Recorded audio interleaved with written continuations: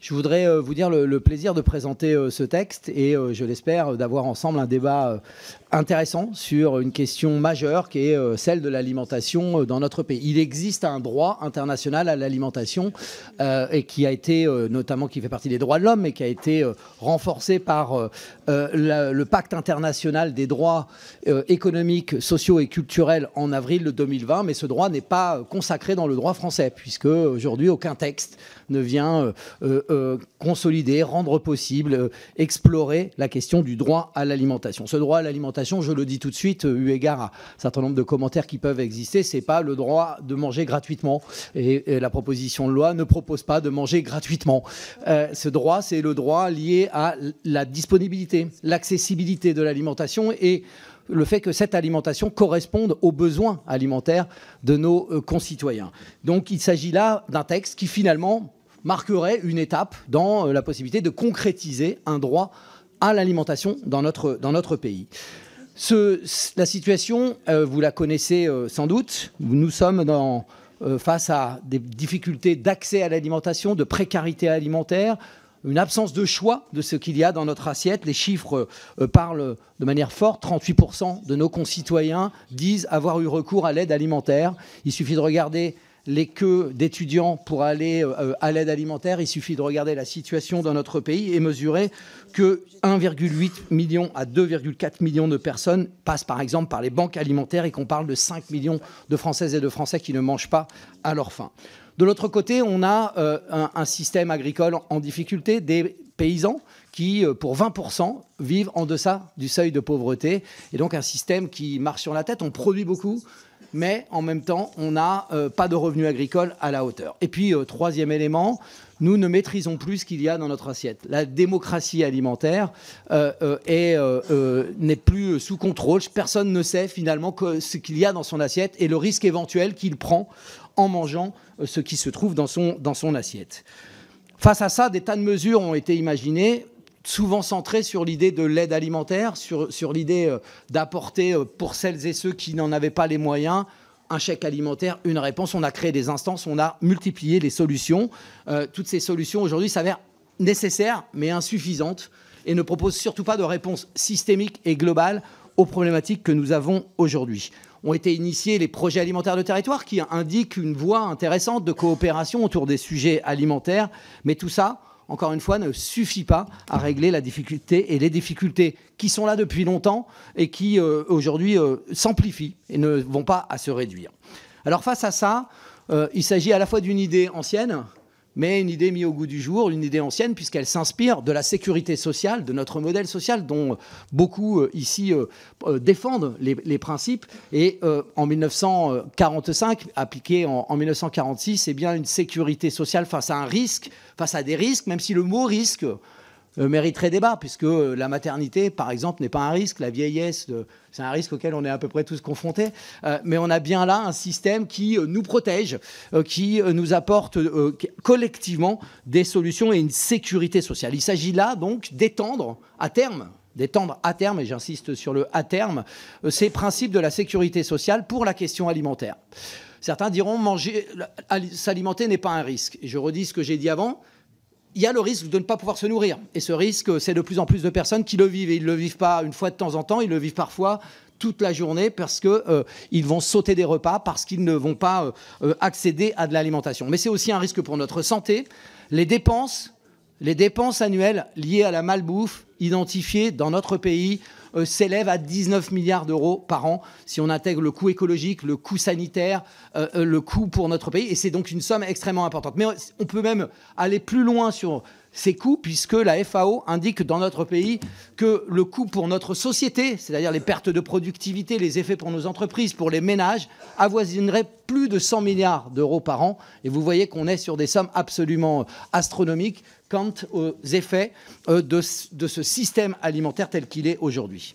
Face à ça, des gens, des structures, des associations, des syndicats agricoles se sont engagés dans des expérimentations pour porter une sécurité sociale de l'alimentation. Et je voudrais leur rendre ici hommage parce que cette proposition de loi n'existe que parce que depuis 2019, ils ont imaginé cette belle idée et ils la testent dans différents territoires. Ils ont imaginé cette belle idée en s'appuyant sur les constats que je viens de partager avec vous et ils ont donc formulé cette idée d'une sécurité sociale de l'alimentation. Alors je vais vous rassurer tout de suite parce que je sais que rapidement viendra la question de oui, mais tout ça va coûter. Je reviendrai assez largement sur ces sujets, mais je vais vous dire, là, il s'agit d'expérimenter. Et la loi que je propose, c'est une loi d'expérimentation de la sécurité sociale, ou en tout cas pour aller vers une sécurité sociale de l'alimentation. Vous avez adopté les uns les autres un texte qui s'appelle « Territoire zéro chômeur de longue durée ». Eh bien, nous sommes ici sur l'inspiration de ce texte « Territoire zéro chômeur de longue durée ». Il ne s'agit pas de mettre en œuvre maintenant une sécurité sociale alimentaire qui supposerait l'universalité, et elle n'est pas au rendez-vous des expérimentations aujourd'hui, qui supposerait une cotisation qui serait prise sur les revenus du travail, les revenus du capital, bref, à explorer, mais ce n'est pas le cas aujourd'hui. Ce texte ne propose pas ça. Il propose d'expérimenter des solutions pour cheminer vers ce que serait une sécurité sociale de l'alimentation. Aujourd'hui, il y a une quarantaine d'expérimentations en France et je vous invite vraiment à aller regarder ce qui s'y passe. Je vous invite à regarder toutes ces expérimentations et pas seulement celles qui sont dans des grandes villes. Je pense à Montpellier, qui est celle que nous citons systématiquement, où une caisse alimentaire existe depuis plusieurs années, où on a aujourd'hui plus de 600 personnes qui sont concernées dans cette caisse alimentaire et ça monte en puissance. Je pourrais vous parler du département de la Gironde. J'ai auditionné le président de ce département qui a présenté l'implication dans ce dispositif. Je pourrais vous parler de Lyon, mais je peux aussi vous parler de Cadenet, je peux aussi vous parler de Dieulefit pour vous dire que ça ne se passe pas que dans des territoires urbains, ça se passe aussi dans des territoires ruraux. Ces expérimentations existent. Il y a déjà des soutiens publics, mais inégaux, incomplets, insuffisants pour pouvoir permettre à ces expérimentations d'aller à leur terme. Je vous le dis, la Caisse des dépôts et consignations que nous avons auditionnée s'est montrée très favorable à l'idée et soutient des expérimentations, mais pas partout dans les territoires. L'ensemble des acteurs de la protection sociale, nous avons auditionné les mutuelles, nous avons auditionné la MSA, se disent favorables à l'idée, évidemment en disant nous on pourrait même s'en occuper directement puisque nous sommes des caisses de mutualisation et donc nous sommes prêts à être partie prenante de cette proposition de loi. Beaucoup ont demandé d'ailleurs à être auditionnés et rajoutés dans le texte, puisqu'ils n'y étaient pas à l'origine, et pour vous dire l'intérêt qui est porté à cette question. La CNAF nous a fait une contribution également intéressée, elle soutient des expérimentations qui existent dans les territoires, donc c'est pour vous dire qu'on a quand même un contexte favorable de nombreux acteurs qui pensent qu'il faut expérimenter. Expérimenter, ça veut dire deux choses, ça veut dire du point de vue du droit, créer un droit particulier, une différenciation, c'est-à-dire tester dans des territoires une règle qui n'est pour l'instant pas applicable partout, mais ça veut dire aussi au titre scientifique et politique, tester une idée. C'est pour ça que les chercheurs travaillent sur ce sujet depuis fort longtemps, sont impliqués et que la proposition de loi prévoit évidemment cette participation des chercheurs, une évaluation pour voir s'il faut aller plus loin au terme de cette expérimentation. Je voudrais terminer sur les coûts, parce que ça sera et ça va venir dans la discussion. Évidemment, quand on parle à terme de ce que serait une sécurité sociale de l'alimentation, si on l'a généralisée, aujourd'hui, il y a des hypothèses qui sont formulées et qui parlent d'une aide mensuelle qui pourrait être à hauteur de 150 € et un coût qui pourrait s'élever à 120 milliards d'euros. Alors bon, certains vont dire immédiatement c'est une catastrophe. D'abord dire que ce n'est pas exclusivement de l'argent public, c'est évidemment ça repose sur le principe d'une socialisation et d'une redistribution.